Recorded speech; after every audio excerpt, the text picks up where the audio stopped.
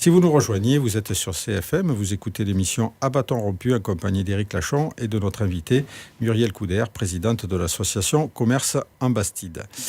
Nous venons d'aborder la question de l'offre commerciale à Villefranche. Qu'en est-il de l'offre Internet et de la concurrence que ce nouveau moyen de consommation peut exercer sur les consommateurs? Nous lançons le dernier micro-trottoir de ce rendez-vous. Très peu j'essaie de trouver justement entre le commerce local et le commerce extérieur, ce que je souhaite chercher. Oui, parce qu'on trouve tout ce qu'on ne peut pas trouver en grande surface, bien souvent, et à meilleur prix. Honnêtement, essentiellement, je fais tout par Internet, parce qu'il y a plus de choix, c'est plus accessible par Internet, quoi, tout simplement. Je ne consomme pas par Internet, non, parce que bon, des fois, il y a des risques. Oui, ça m'arrive d'acheter par Internet, déjà c'est moins cher, et souvent tu fais des bonnes affaires là-bas. Oui, ça m'arrive, c'est plus pratique, c'est livré à la maison et on n'a pas besoin de se déplacer. Ça m'arrive maximum une fois par an, quoi. Oui. Bah, comme tout le monde, c'est la mode. Bah, c'est pas la mode, c'est pratique. Ça reste concurrentiel quand même, mais c'est surtout pour les gros articles. Oui, parce que les prix sont accessibles et la livraison est souvent rapide. Je comprends qu'il y ait des gens qui le fassent, mais là c'est encore enfoncer le petit commerce. Je ne pratique pas ce genre d'achat. Donc pratique, meilleur marché, concurrentiel et une offre variée. Internet est-il devenu aujourd'hui un élément incontournable de la consommation et comment peut-on lutter face aux géants du web? Alors je pense que c'est incontournable. De toute façon, beaucoup de jeunes consomment par Internet. Alors bien sûr avec l'aval des parents, mais lorsqu'ils sont majeurs, c'est vraiment le réflexe Internet. Petit commerce, il n'y a pas le choix, je vais avoir la même veste que ma copine, etc. Donc pour les jeunes, c'est difficile de les séduire pour qu'ils reviennent dans le commerce traditionnel. Mais ceci dit, je dirais que le commerce de proximité et les enseignes qui sont sur la zone commerciale sont aussi victimes d'Internet.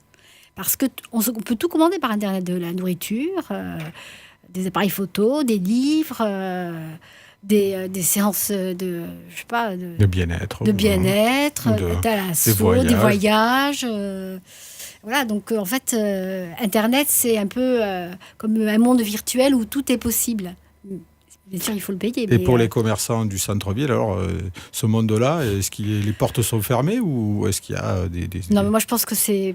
Enfin, on nous a fait... Enfin, on peut croire qu'on peut avoir un site Internet. Alors, je pense que si on est sur des gros sites, comme certains commerçants le sont sur Villefranche, sur Amazon, parce que moi, je déteste Amazon, mais il y a beaucoup de commerçants qui vendent leurs produits sur Amazon. C'est-à-dire qu'il faut être sur un gros site, support, sinon ça ne marche pas. Parce qu'il faut être référencé Google, etc. Il y a plein de choses que... Les initiatives locales se heurtent à des... Il faut vraiment avoir aussi une très très bonne communication nationale pour les initiatives locales. Je pense il faut... après, je suis un peu peut-être pessimiste, mais la communication, c'est un peu le nerf de la guerre. Si on ne se fait pas connaître, si on ne fait pas... c'est un peu difficile d'être compétitif avec Amazon ou Cdiscount ou des choses comme ça, quoi. Et les applis les applications téléphoniques qui mentionnent la présence des magasins dans un périmètre, des offres qui abordent... Si, la géolocalisation, oui, mais après, le click and collect, je ne suis pas sûre que ça marche. Les drives, je ne sais pas si ça marche pour les grandes surfaces, ça marche un peu, mais... soit, comme disait quelqu'un sur le micro-trottoir, commander sur Internet, c'est rapide, c'est pratique. En plus, j'allais chez moi, je n'ai même pas besoin de me déplacer. Donc, c'est un peu ça le... mais comment lutter contre ça il y a des arguments, effectivement. Je pense que l'auditeur que nous avons interrogé voit le côté pratique des choses. Mais est-ce que justement la livraison, la rapidité, la proximité, ça peut pas être aussi du côté du petit commerce? Si, parce qu'il y a le lien. À chaque fois que quelqu'un commande sur Internet, se dire... Et le salarié qui est derrière. Parce qu'on a sur Amazon, c'est affreux, les conditions de travail. Les salariés sont vraiment considérés comme rien. Mal payés, des conditions de travail terribles. Alors peut-être si on avait plus ça en tête, les gens consommeraient Vous moins pensez peut-être. vous pensez que ça peut être un frein et sensibiliser les gens parce que on a l'impression quand même que tout le monde s'affiche un petit peu des conditions des salariés, qu'on est rentré dans une société où la dérégulation du travail paraît être une fatalité. Les gens consomment avec des téléphones fabriqués par des enfants en Chine. Bon, ça n'a pas l'air de gêner. Oui, mais outre mesure. parfois, je sais pas s'il y a 1 an ou 2 ans, en Angleterre, il y a eu un boycott d'Amazon et ça a marché. Donc, je veux dire, s'il y avait parfois une conscience. Une conscience, voilà. C'est Je pense que peut-être- ça peut marcher quand on pense à ces enfants. Est-ce qu'on a envie qu'ils travaillent, qu'ils soient mal payés, qu'ils travaillent n'importe comment, avec des horaires décalés, etc. Peut-être qu'on peut réfléchir. Donc peut-être que c'est peut-être le moment aussi d'en tirer la conclusion de cette émission.